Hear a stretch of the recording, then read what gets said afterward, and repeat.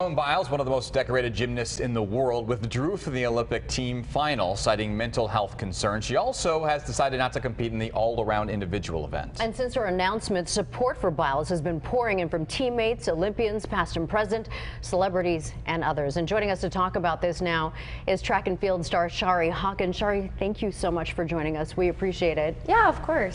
You know, you were a member of Team USA, and you went to Doha. You've also got a bronze medal as well. You did not qualify for this year's Olympics. You came in 6th, I believe. Yes.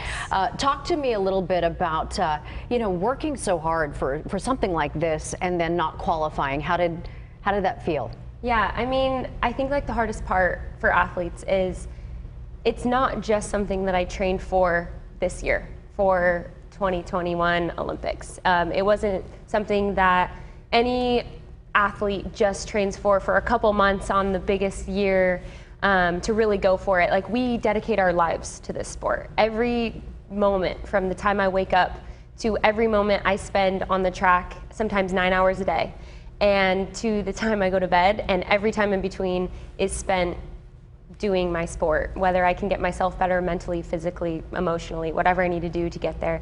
So to fall short, it always happens. It happens to all of us in some way or another. And for it to happen on a really big moment, it's really hard. But I also don't want to, discount all of the amazing athletes who were doing the same, who, did amazing at the trials and qualified. And but yeah, I mean, it's a tough pill to swallow, but it's one that, we all have to swallow at some point. So what do you make when you see what happened with Simone Biles, what's going on with her right now? She's on the biggest stage. She's on that stage she's been working for 5 years, based on what you're talking about. When you see that happen, how do you help us understand what it's like for an athlete to go through something like that? Honestly, the first thing that I thought was, wow, like, she's so strong, because I don't know if you guys realize how hard it is to take a step back. You have to be a pretty mentally tough person to be on the biggest stage, and being somebody who is so incredibly talented like Simone, to be like, I know me, and I know that I want to stay healthy, I want to stay good, so I'm going to go ahead and take a step back. That's not an easy thing to do, and that's not something most 1% of the world would even consider. But it's not a weakness, it's a strength. I imagine that there is some sort of disappointment in yourself in some ways, because you guys are the hardest people on yourselves, if anything. You eat, you breathe, you do all of that just to get to that level. Yeah, that does take strength to take a step back, but it also is being very aware of who you are and what you're capable of. Talk about the potential for injury. I mean, if you are not in the right mind space to compete at that level. Yeah. I mean, I think about even the track and field world. When you're not in the right space mentally, you kind of have to just say, okay, that's it for the day. But I can't even imagine on the gymnastics stage, because you are flipping upside down, twisting all around, and landing on your head is not something that you're going to come back from very easily if it goes incredibly wrong.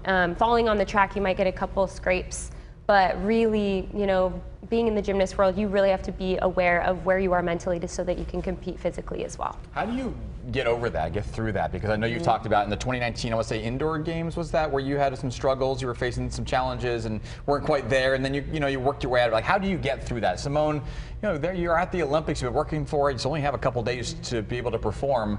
How does she get past it if she's able to, get through that block?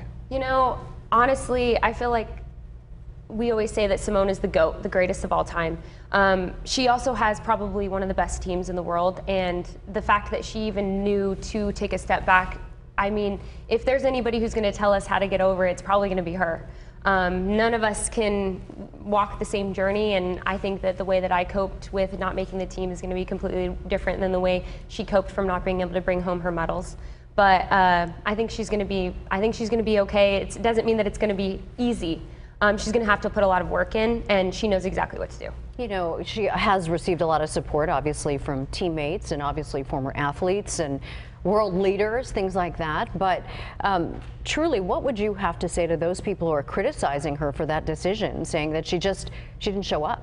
Yeah, it's so funny, because a lot of times, you can't understand what you don't understand. And so a lot of the people who you see coming out and outpouring of support, those are the people who have understood the importance of mental health because they've felt it themselves. But sometimes you don't even know how many hours that girl has put into the gym because you weren't there. You only saw the little snippets that she shared with you on social media. But there's all the times that you've gotten up, gotten ready, spent time with your kids, done all the things day in and day out. She's working on herself. She's working on her sport.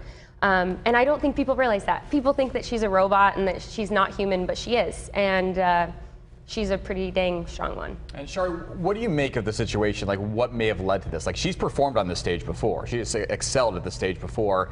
There's, a year delay. There's no fans in the stands. So it's a much different circumstance. COVID, obviously, there's a lot of different things.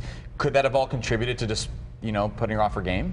Well, I can't imagine that in 2020 she wasn't ready to go and shatter all of these things. And so all of that incredibly hard training that she's been doing for an Olympic year had to be delayed 365 days. That's a lot. That is so much, honestly. And there was a lot of uncertainties. There were a lot of people speculating maybe the games won't even happen. There's any things that can set it off, and I think she's honestly handled it with so much grace. Does it take a little bit of that pressure off of you? Obviously, you're disappointed in yourself. You feel like, oh gosh, Does it take some pressure off of athletes in general who are competing at that level, just to take a step back and actually, tell people what they need?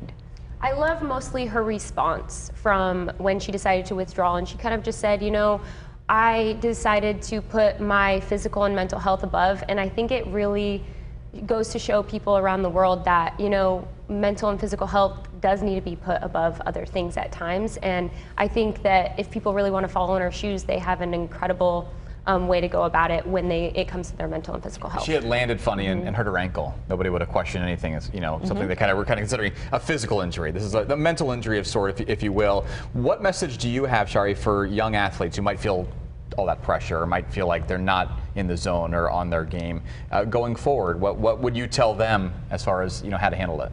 As somebody who's struggled with mental health and really bad performance anxiety my entire life, I just got over panic attacks in 2019, like we talked about before when I was on the show. And what I would say is keep talking to yourself, keep encouraging yourself, and keep fighting, because it's not who you are, it's just what you're going through right now. And one foot in front of the other is going to get you there, even if it's sometimes slower than you'd like. And a quick question, where do you go from here? What about you? I'm super excited to keep training, Just because we didn't get to Tokyo doesn't mean that we don't still have incredible goals. And I always ask myself 3 questions. Am I still having fun? Does it still make sense? And do I feel like I can still get better? And I say yes to all those 3, so it means I'm going to add another year to my roster. Well, we're cheering you on. Thank you. For sure. So World Championships next year, is that what it is? Yes, in Very Eugene. Good. All right. I love it. I We'll might just be along. there. Yes, all right. Shari, thank you so much. We appreciate your time and your insight. Thank you.